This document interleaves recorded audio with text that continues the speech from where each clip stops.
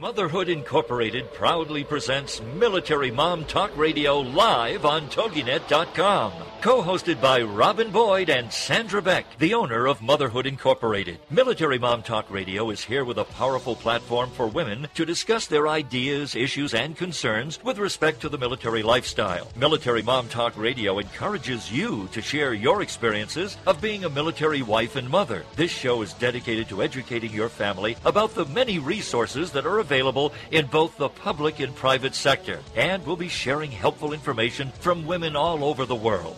We'll cover everything military, from helping a family member cope with post-traumatic stress disorder, to navigating government programs dealing with family issues, to the struggles of deployment, along with being a working mother both in and out of the home. This is Military Mom Talk Radio, and here are your hosts, Sandra Beck and Robin Boyd. Hi, and welcome to Military Mom Talk Radio on this Memorial Day. This is Robin Boyd with you.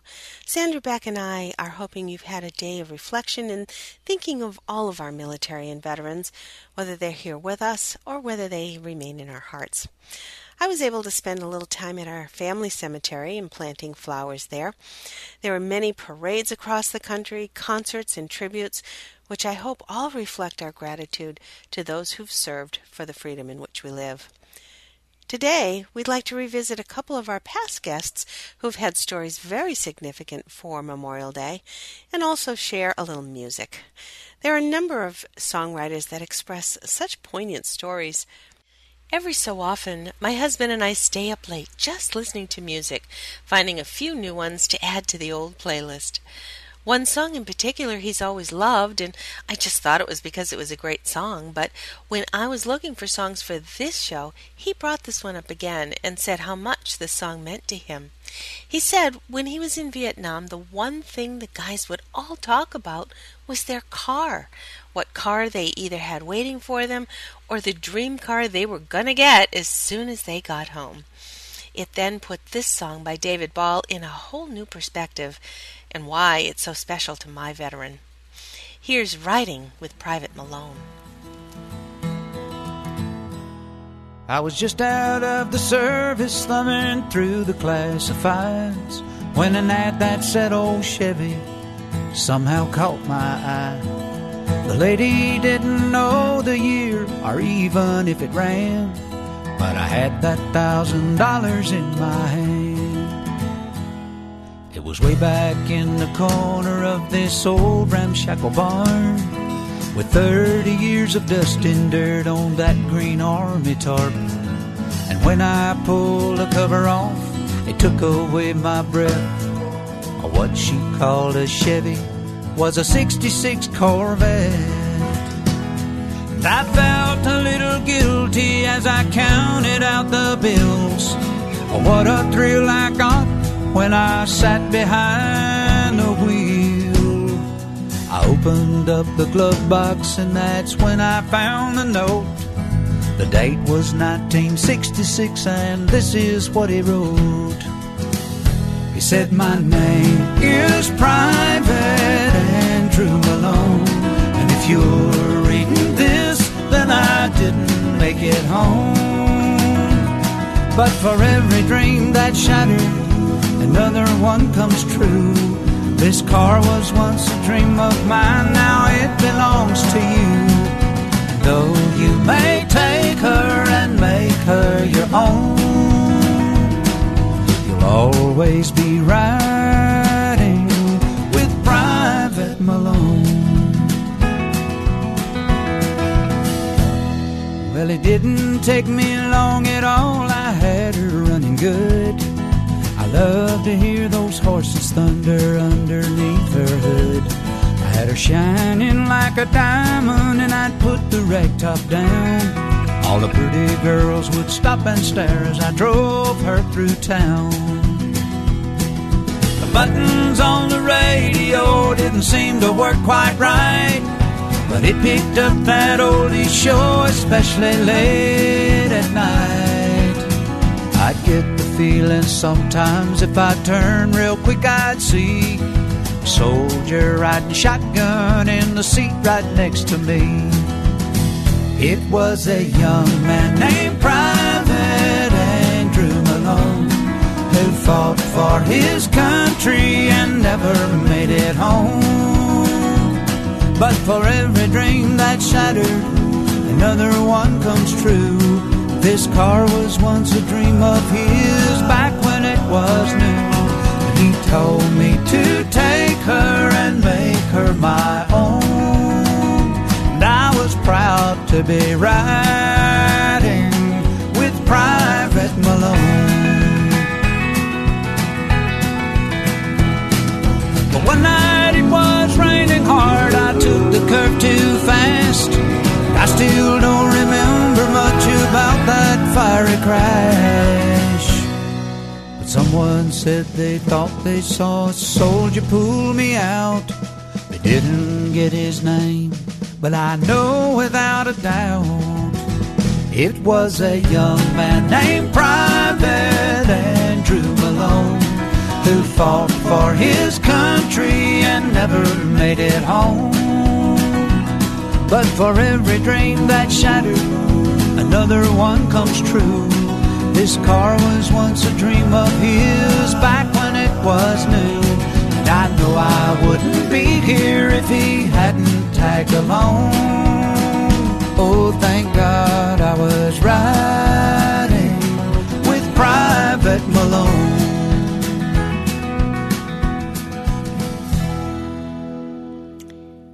In March, we were visited by author Richard Geschke. In Our Duffel Bags, Richard and co-author Robert Toto narrate the stories and experiences of what junior Army officers faced as citizen soldiers during pre-voluntary military service from 1969 to 1972. This memoir provides an inside view of the military on the training fields of the Cold War in West Germany and on the combat fields of Vietnam. It presents a poignant and detailed drawing of what junior officers contended with during these turbulent times in American history. And then the authors expanded their horizons of their original book with a poetic interpretation of life in the Army. With Shadows of Combat, the reader will sense the history that took place in this crucial time. We'll have that interview for you right after this break on Military Mom Talk Radio. Are you a military mom looking for help in dealing with the system? Keeping the home fires burning? Well, that's what we're here for. It's Military Mom Talk Radio with Sandra Beck and Robin Boyd. And we'll be right back after these. Sacred Cuisines and Sacred Rituals is a quest, a place, and a feast. Join host Vilasi Venkatachalam every week to explore myths, mystique, old medicine, and brilliant modern solutions through a dazzling kaleidoscope of cuisines, cultures, and cures. This is the place where tribes gather, strangers and familiars, to be memory keepers and makers of our evolving, enduring, evergreen, spoken legacy of wisdom and ingenuity. In Velasi's words, when we do old things in new ways and new things in old ways, we paint with an inspired palette, weave our own healing traditions, and become our own guru. Vilasi is a troubadour of secret cuisines and sacred rituals. She collects stories of wisdom, ingenuity, and grit. She believes wellness and transformation happen when you stand at the threshold of delight and discovery. She displays her hidden penchant for drama when she leads the safari at the supper club. Her favorite pastime is to extol the marvels of cuisines, cultures, and cures. To her audience in workplaces, seminars, and salons, her mantra is, be your own guru. She is a biochemist, botanist, and alchemist who likes to churn delightful, useful things from a brew of art and science, ancient and evolving, old medicine, and new cures. Join Vilasi every Friday at 4 p.m. Eastern Standard Time, only here on the Woohoo Radio Network. It's Talkin' Smack with Beth, the real sports mom. It's 1 hour of hot topics that matter to sports moms and athletes. We'll be bringing you tips and advice from the leaders in youth sports today, as well as some inspiring stories from athletes and sports moms. With our own Sports Moms Roundtable, you're invited to be part of our show. We strive to educate and empower sports moms everywhere. Join us for Talkin' Smack with Beth, the real sports mom, every Thursday at 12 noon Central, right here on the TogiNet Radio Network. Put a boot in your ass, it's the American way.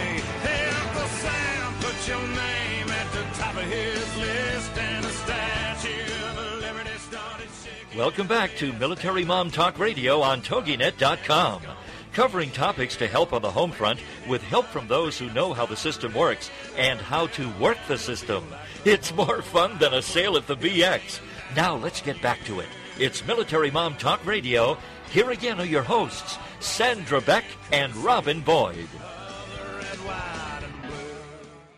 Hey, military moms, this is Sandra Beck, and I'm here with Robin Boyd. And I love when the authors come on, Rob. It's always so interesting when they write books about, just there's so many topics, when you think of the genre of military writers. I don't know how you can cover it.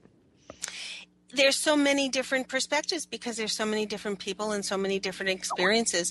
And I think one of the books that really hit us to heart here at home was In Our Duffel Bags. My husband is a Vietnam veteran, and I have to say, when he read these portions of the book, and I have to say it's framed very nicely because you have almost like little vignettes, if you will, little glimpses of their experiences. He says, I've finally found a validation of what I've been carrying around all of my adult life. Wow. And that just really hit me in that, and I guess I need a moment to say this because for all of the years that my husband has been a veteran, there has been a lot that he has carried inside.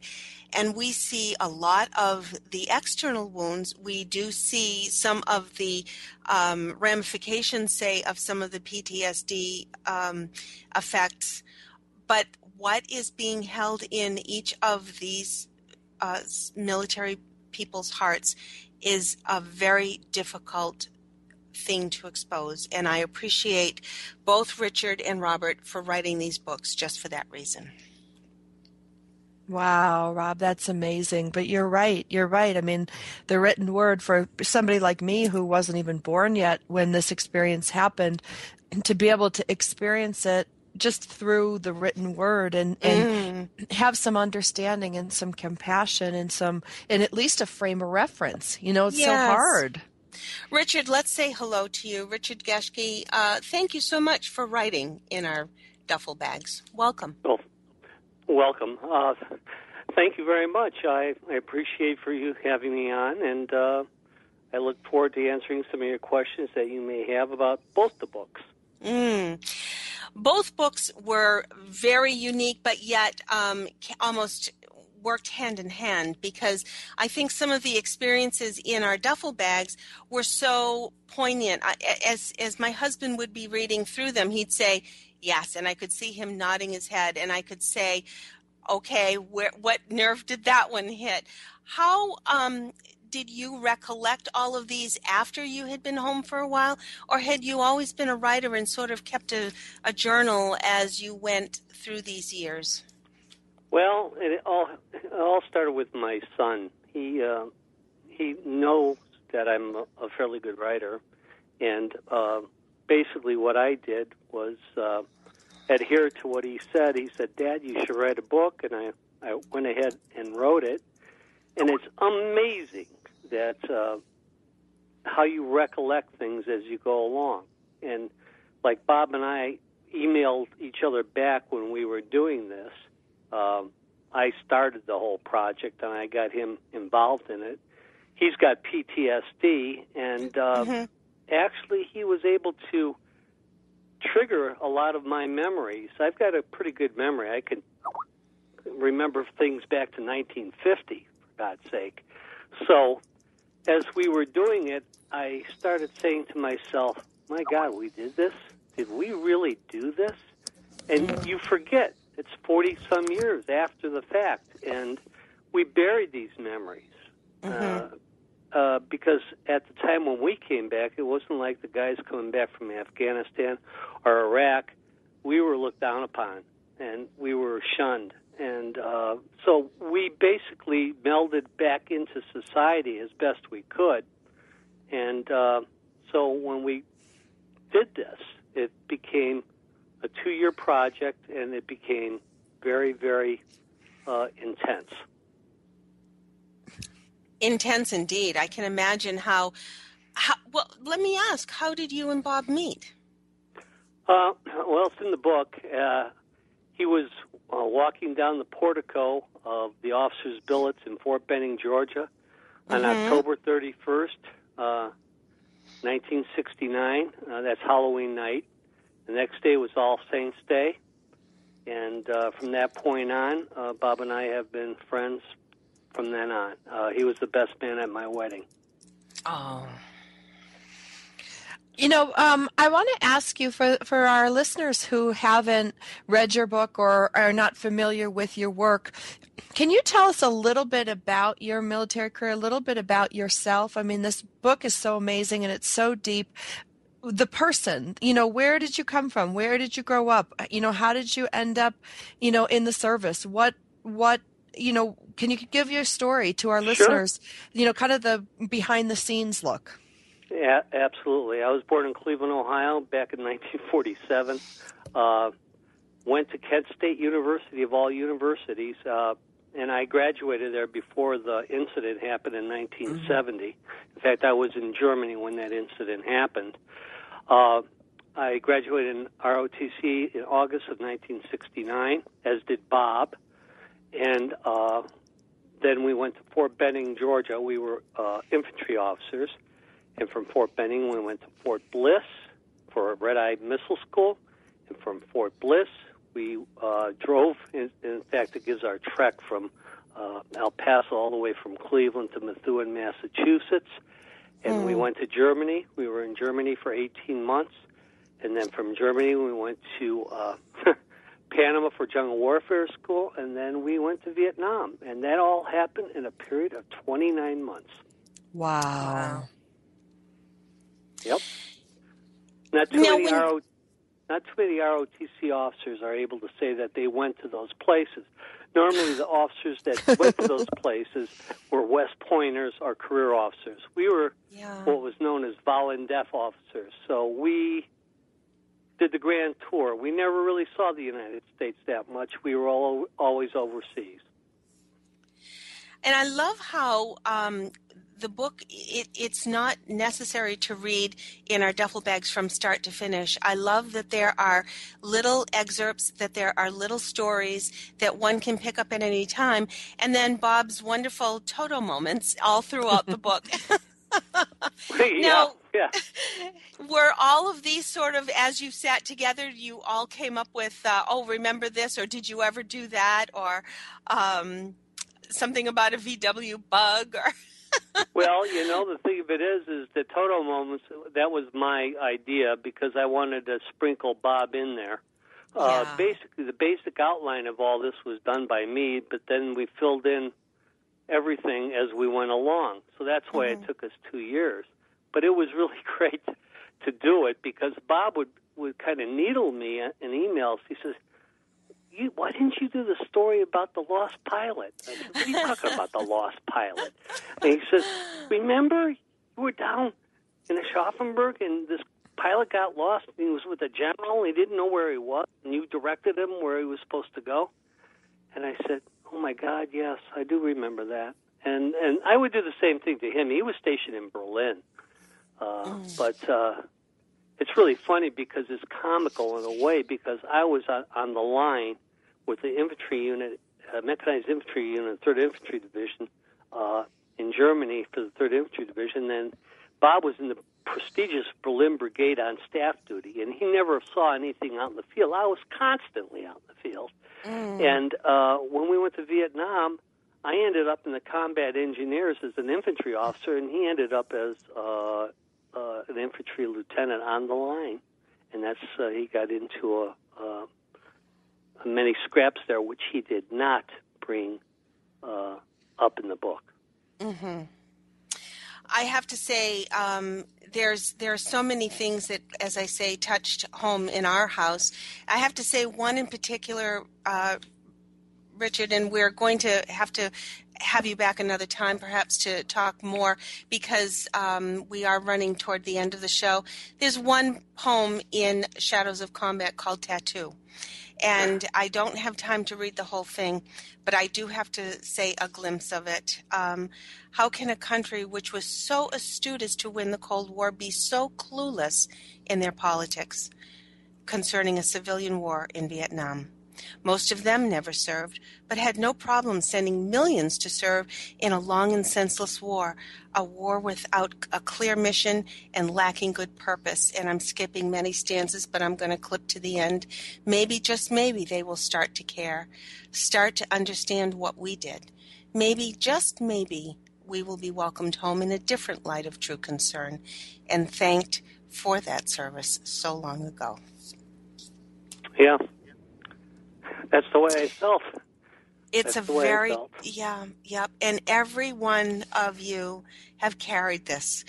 And if any of you in the audience needs to help getting some of that out of your heart, I highly recommend you go and find Shadows of Combat and find In Our Duffel Bags. And Richard's last name is spelled Geschke, and Robert's last name is spelled Toto. And where can we find these books, Richard? Yeah, Amazon.com. And by the way, Shadows of Combat is also an audiobook, too. Oh, fantastic. That's wonderful. That's wonderful. We appreciate this so much, Richard. God bless, and thank you so much for writing these books and touching our hearts, as I know you're touching so many other hearts as well. And thank you for your service. Thank you so much. Thank you very much.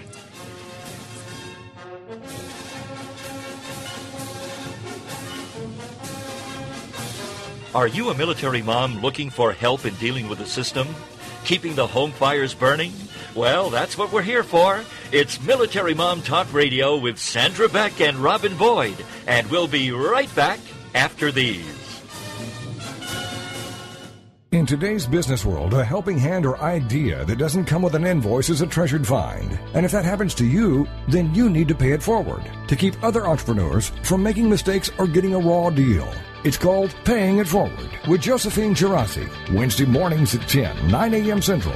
Josephine is going to have the guests describe their accomplishments, the lessons they've learned, both good and bad, and then sharing those pieces of knowledge as we create a movement of paying it forward. For more information about Josephine, her business, and background, you can go to mymomknowsbest.com. Josephine Girassi has always been a problem solver. She saw this need and has turned it into a movement. It's Paying It Forward with tips, tools, and advice and hard lessons learned. These pieces of knowledge can make a huge difference for you, your business, and others. So join us for Paying It Forward with Josephine Girassi, Wednesday mornings at 10 a.m., 9 a.m. Central on TogiNet.com. It's time to capture the simple piece of the Amish in your own life. Amish Wisdom with Suzanne Woods Fisher. Thursday afternoons at 5, 4 Central. Each week, Suzanne will have conversations with guests about living a life that incorporates principles of the Amish without going Amish. She'll cover the practical, simplicity, slowing down, reducing clutter, putting the brakes on materialism. The historical, how have the Amish survived for 400 years? How can we hold on to what we hold dear? And the spiritual, treasuring important values, honoring the past, and increasing peace of mind. You don't have to become Amish to make personal peace a reality. Amish Wisdom will help all of us live a simpler life. For more information, go to SuzanneWoodsFisher.com. With Amish Wisdom, Suzanne offers us a glimpse into a world of peace, serenity, and total commitment to family and God. This show just might change the way you live your life. It's Amish Wisdom with Suzanne Woods Fisher. Thursday afternoons at 5, 4 Central on TogiNet.com. 'Cause there ain't no doubt I love this land. God bless the USA.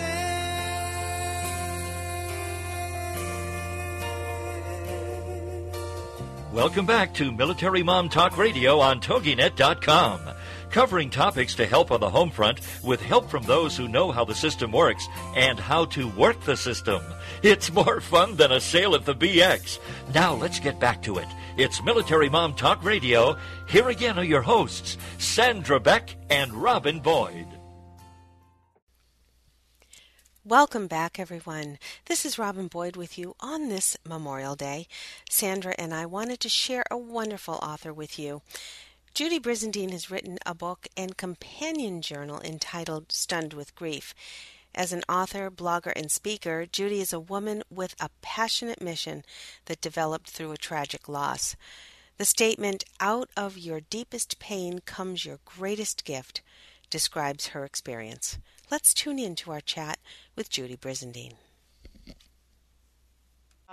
We've got Judy Brizendine coming up, and she has written this great book about grief. It was kind of like my Bible through some of the loss that I suffered over the past couple years, Rob. And my little boy, who's 11 now, when he was 10, he got a copy of the grief journal from Judy, and he wrote in it, and he uses it, and it's just beautifully done, and it's a great resource for anybody who is struggling and suffering. So I'd love to bring Judy right on and have her introduce herself to our audience. Even though she's a repeat, this might be the first time you've heard Judy on our show.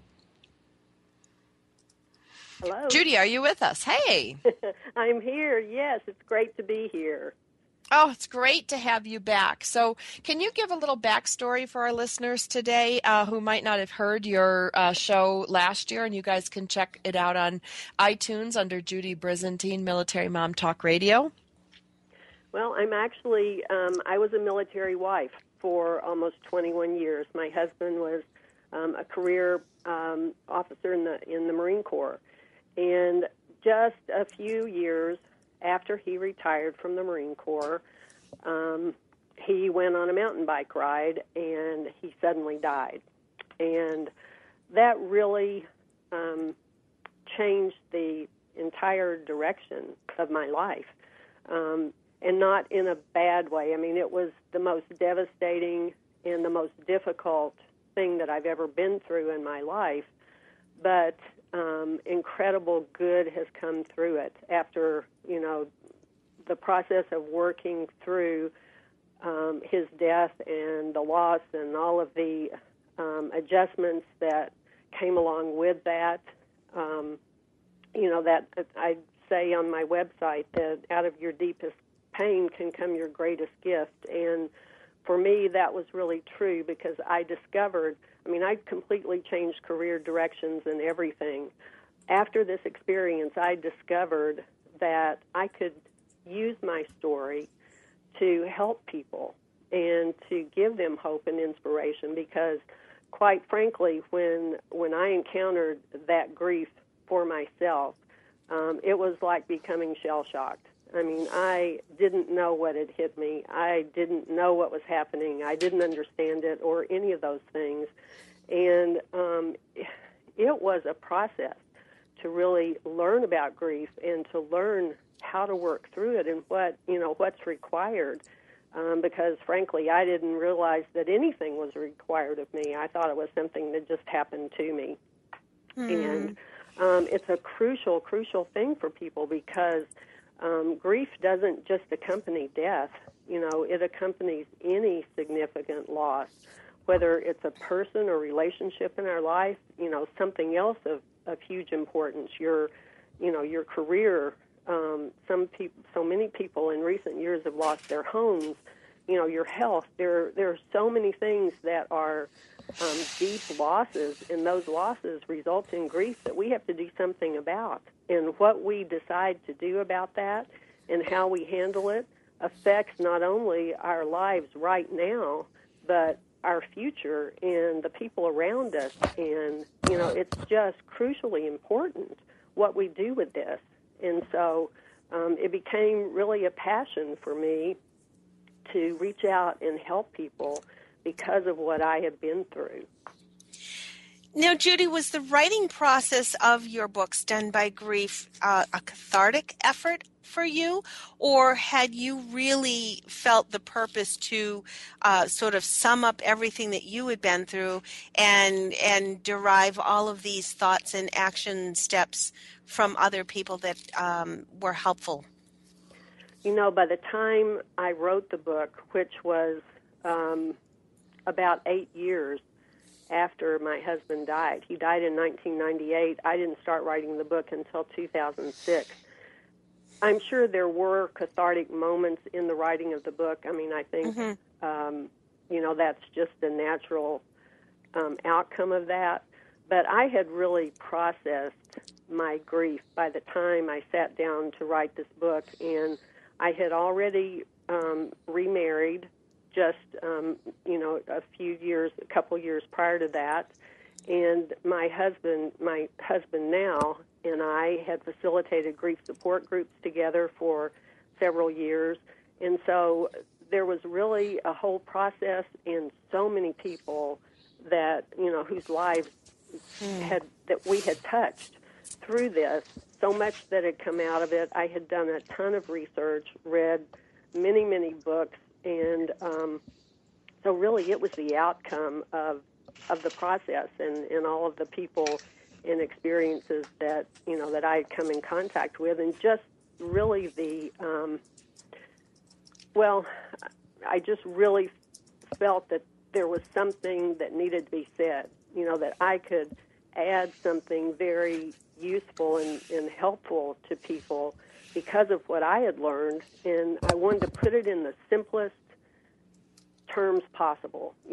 This is not a bunch of, scientific, hard to read, kind of things. It's very practical, it's very personal, it's very revealing. So people can read this book and come out of it with a strong understanding and an absolute sense of what they need to do to work through the grief. Well, and I just want to clarify a couple things for the listeners today. Like, if you're struggling with things, like for me, I had a really charmed life until I was about 40 years old. I really didn't, I lost my grandparents, but that was expected. And, I never really had any really difficult hardship, Judy. So when I did get divorced and my mom died and, I lost my Flagstaff home, things like that, and, lost my finances. And, gosh, I didn't have a tool set to even know what was happening to me. And it's not like they teach you in school or even, even in my religious education, which I've had extensive religious education growing up. Sorry, excuse me. They teach you to pray and stuff, but I really didn't know what was going on with me. I really thought I was losing my mind at one point.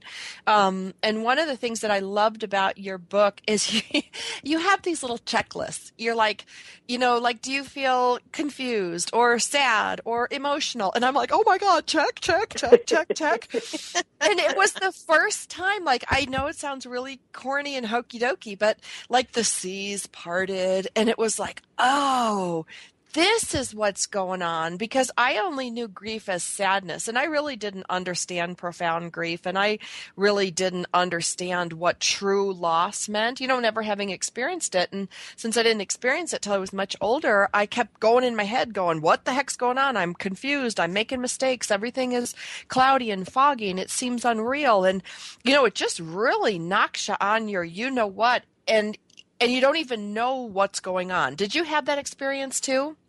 Everything that you said is normal. And absolutely, yes. I was 47 until this happened. I had never been through anything that compared to this at all. And you're totally right. We don't grow up learning about grief. We don't know anything about it. We don't know what to expect. We think literally I would say 99.9% of people going through profound grief will think they're losing their mind because we're not prepared for what happens to us. And like you, first of all, I didn't understand what was happening to me. I didn't even know there was anything I was supposed to do that I needed to do. We kind of have this concept, I think, oftentimes that grief, something happens, something tragic, something devastating. We expect grief to go along with it. But what that means to us oftentimes is we think this grief will, come and kind of sit on our shoulder, and we'll feel sad and really devastated for a period of time, and then at some point, when it's been long enough, this grief will just lift and we'll get back to life as normal. It doesn't happen that way. And if we think it happens that way and we're relying on that to, as our way of processing grief and working through it, it's not going to happen, because we have to do something. We have to be proactive. There are steps to take. We have to process this in order to get all of those feelings and everything that's going on inside of us up and out, and, be able to begin to start adjusting to the changes. That's one thing that just accompanies loss. I mean, change accompanies loss. Whether it's a good change, it's part of it. And it's something that we have to learn to adjust our lives to, because our lives have changed. Something has happened, and things are different now. And Judy, we've got a break coming up. Mm-hmm. We have a break coming up, Judy. And on the other side, I want to get more into that proactiveness, that we have to turn into being vulnerable to being proactive. And that's very difficult, because sometimes the only one that can do that is ourselves, our inner self, and we have to find that strength. And one of the best resources that I've seen is your journal. So on the other side of the break, we're going to continue chatting with Judy Brizendine here on Military Mom Talk Radio.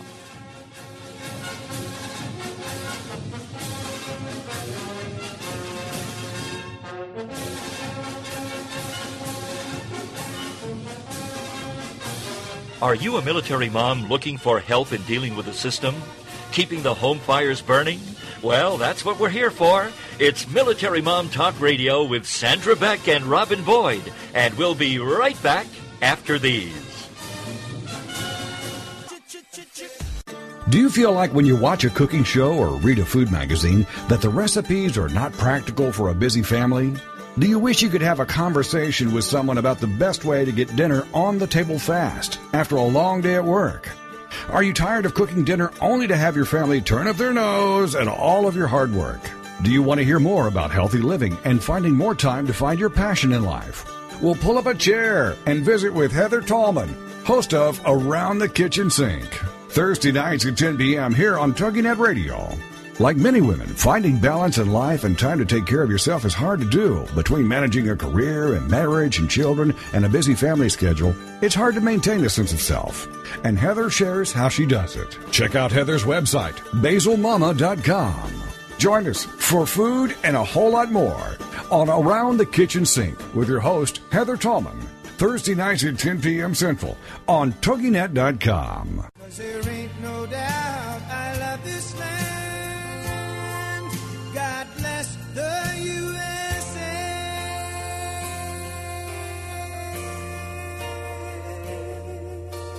Welcome back to Military Mom Talk Radio on TogiNet.com. Covering topics to help on the home front with help from those who know how the system works and how to work the system. It's more fun than a sale at the BX. Now let's get back to it. It's Military Mom Talk Radio. Here again are your hosts, Sandra Beck and Robin Boyd. Hey, military moms, this is Sandra Beck, and I'm here with Robin Boyd. And for those of you that are just joining us on today's show, you can find this show and lots of other great episodes from Military Mom Talk Radio on iTunes. You can also find it on our website by the same name, militarymomtalkradio.com, and our host station, TogiNet, out of Texas.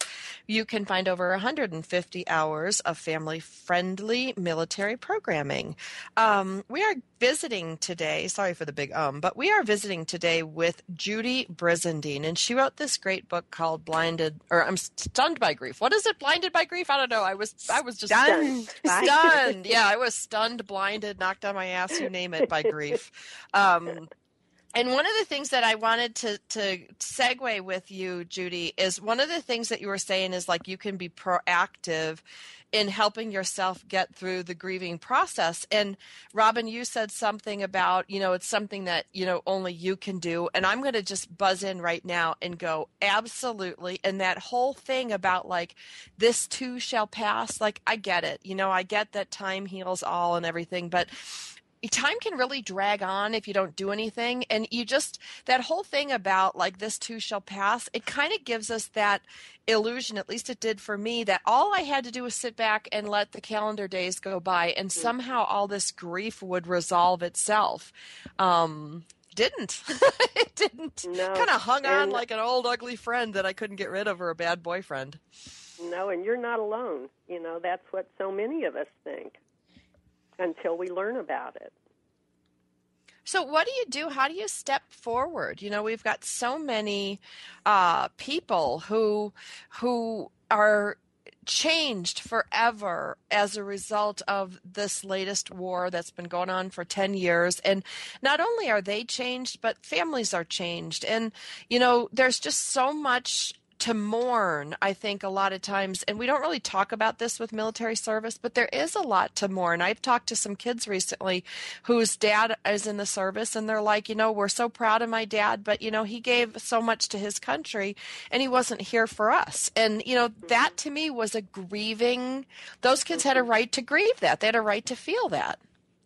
Well, there's a lot of stress involved, too, when the families are separated, when your loved one is in an area that, a war zone, an area where things can happen, and there's stress involved in that, and that's difficult over time. And again, that's, it's all wrapped up into this experience that it is in many ways an experience of loss because, there is that separation. There's time that can't be recaptured. Now, granted, wonderful things can happen when your loved one comes back home, and you can make up for a lot of that, but it's there, and you all had to go through it. So, yes, it is a grief type situation in a way. But I think when you asked the question, oh, sorry. No, go ahead. I was going to say, you talk about two best offensive weapons, and that you can actually grow these. And I'd like to talk a little bit about that. Yes, two of the most positive things that you can do in situations like this, and not just grief. I mean, I think in the military, if you're connected, if your family is part of a military family, change is happening all the time. And sometimes it's a welcome change, sometimes it isn't. But you can be sure that change is always going on. And these two offensive weapons will help you to cope with whatever comes up in a more positive way, and that is hope and resilience. I read this research article recently, you can grow hope and resilience. A big part of it has to do with your overall attitude toward life. Do you look at things in a positive way, or, do you see everything from a negative viewpoint? Positive is going to help you in every area of your life. Both of these things have to do with relationships, too. When you cultivate connections with people and, these positive relationships build hope because you have support, you have, outlets that are nurturing. You have positive experiences in your life through the good relationships that you develop. And I think in the military, I know, that was such a huge part of our military experience. I mean, the people who were in our squadron and, in our groups became our family because, our families were far away. And those relationships we truly did support each other in every way through the things that happened socially, and those were a very powerful part of what we did. Excuse me. But yes, relationships make a huge difference. The way that you view life, humor is huge.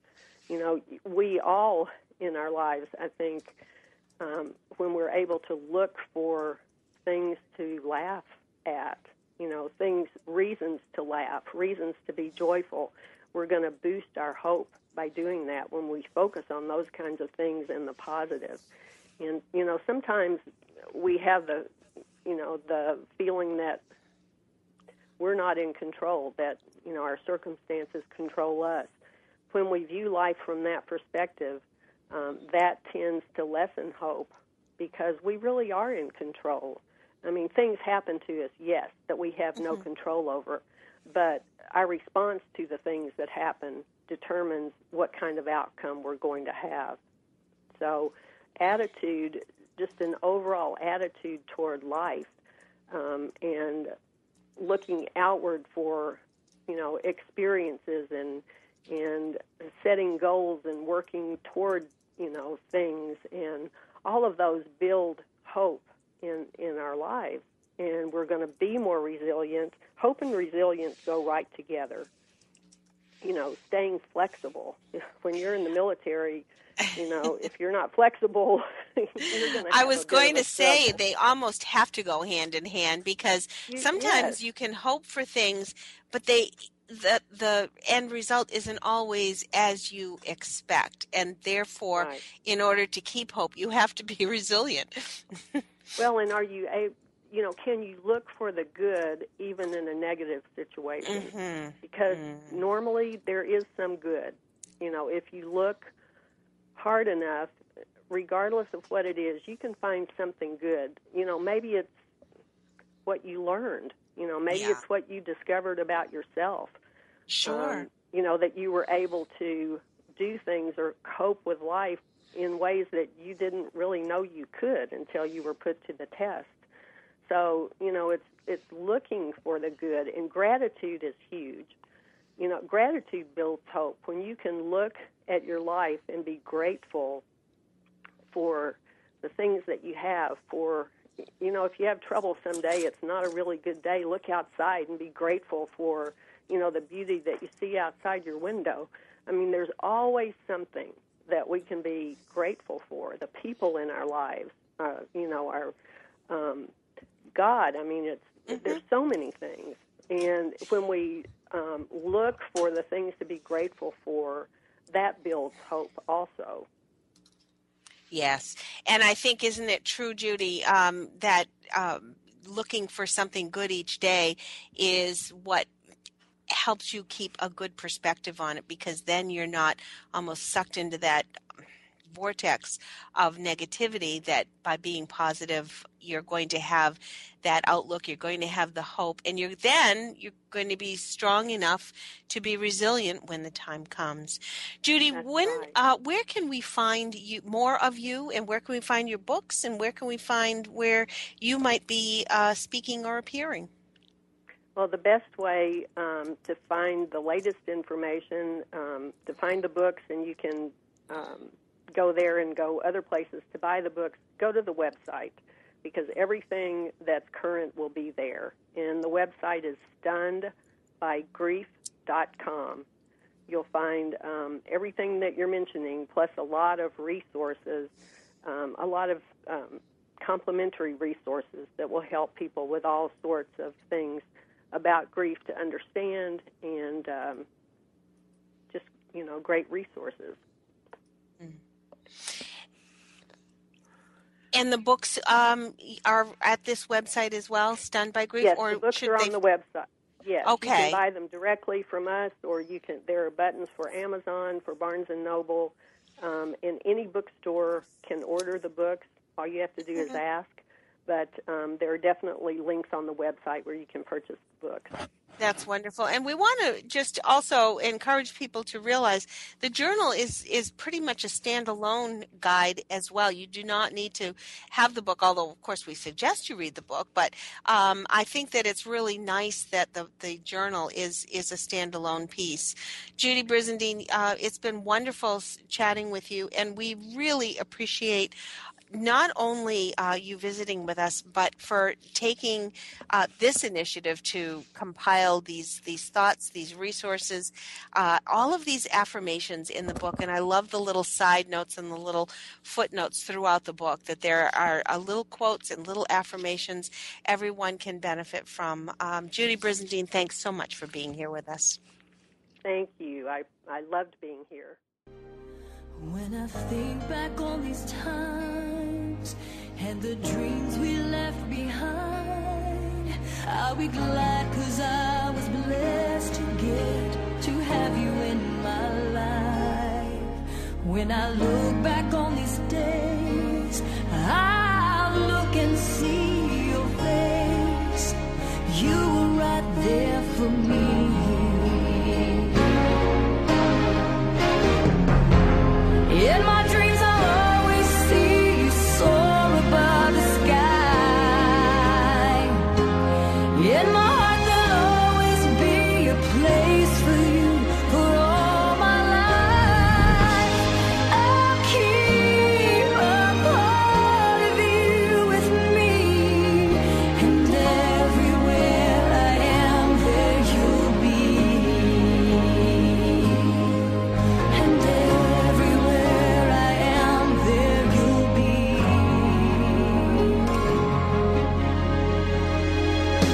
Will you show me how it feels to feel the sky within my reach? And I always will remember all the strength you gave to me. Your love made me make it through. Oh, I owe so much to you. You were right there for me.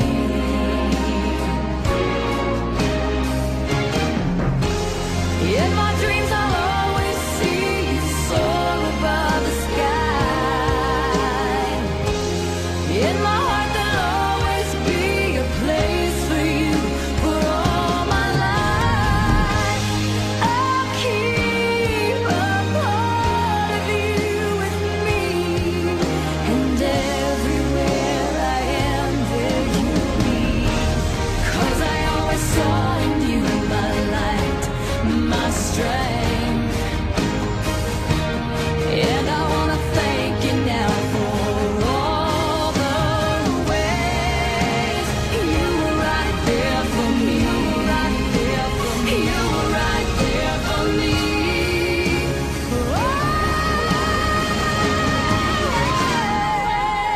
In my dreams I'll always see you soar above the sky. In my heart there'll always be a place for you for all my life. I'll keep a part of you with me, and everywhere I am there you'll be. And everywhere I am there you'll be. There you'll be.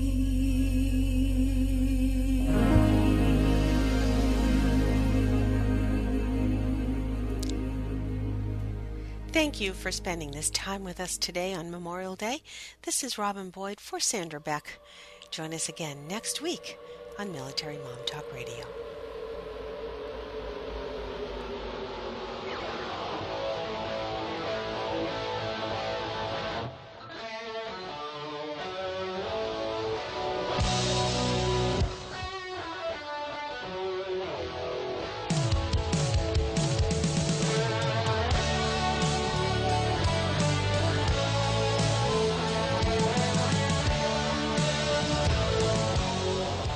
Thank you for being part of Military Mom Talk Radio on TogiNet.com with Robin Boyd and Sandra Beck, the owner of Motherhood Incorporated.